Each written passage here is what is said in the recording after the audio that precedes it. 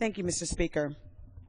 I rise today to continue my commitment to honoring influential African Americans from Alabama during this Black History Month. This week, we honor the heroines of the movement for civil rights and voting rights.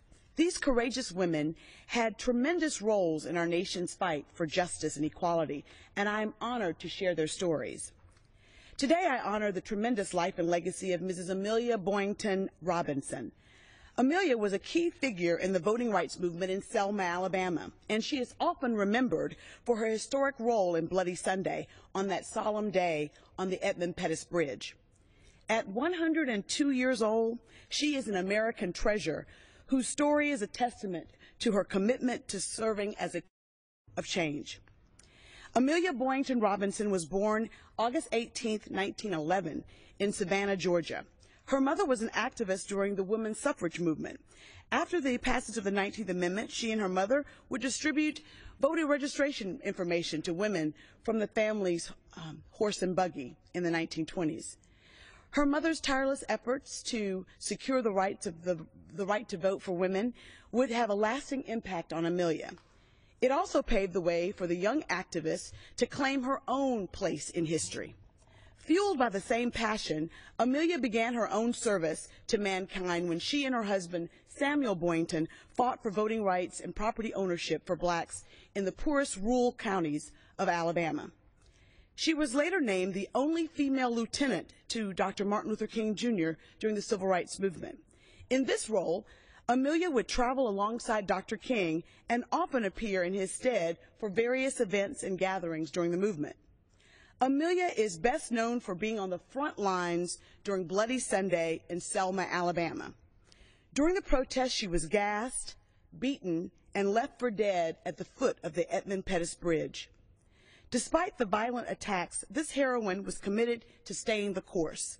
Her direct involvement in the movement to lead the passage led to the passage of the Voting Rights Act of 1965. Amelia was such a valued part of this process that some of the contents of the bill were drafted at her kitchen table in Selma. On May 5, 1964, Amelia Boynton broke yet another barrier when she became the first woman in the state of Alabama to run for Congress. She garnered 10.7% of the vote during a time when very few blacks were registered voters. Her historic run further solidified her impact on the movement for human rights, civil rights, and voting rights in Alabama. When this extraordinary woman wasn't contributing her time to the causes of her generation, she worked as an educator, a home agent with the Department of Agriculture, an insurance agent, an income tax preparer, as well as a real estate agent. She attended Georgia State Industrial School, which is now known as Savannah State University, and Tuskegee Normal, which is also known as Tuskegee University. I am certain that I would not stand before you today as Alabama's first black congresswoman without the tremendous contributions of this amazing woman. It is indeed humbling to experience this and pay honor and tribute to the first African-American woman to pursue this office in my great state. Her compelling story is one that reminds us of the undeniable power of courage. She refused to be silent and even risked her life to blaze trails for future generations. And at 102 years old, Amelia is still alive and still with us today, and she is still dispensing her wisdom.